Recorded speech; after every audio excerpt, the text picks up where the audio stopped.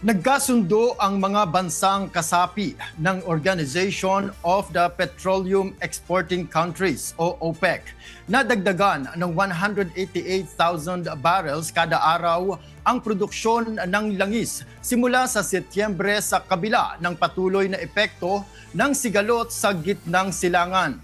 Kabilang sa mga pumayag sa pagtaas ng produksyon ang mga bansang Saudi Arabia, Russia, Iraq, Kuwait, Kazakhstan, Algeria at Oman.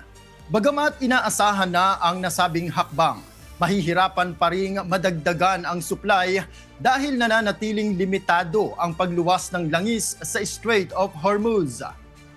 Natapos na ng OPEC ang unti-unting pagbabalik ng kanilang produksyon. Ngunit ang susunod na hamon ay kung paano pamamahalaan ang posibleng sobrang supply kapag nagnormal na ang pagluwag ng langis. Posible namang walang panibagong pagtaas ng produksyon sa ika-4 na quarter ng taon habang naghahanda ang grupo para sa negosasyon ng mga bagong production quota sa 2027. Hot Dog!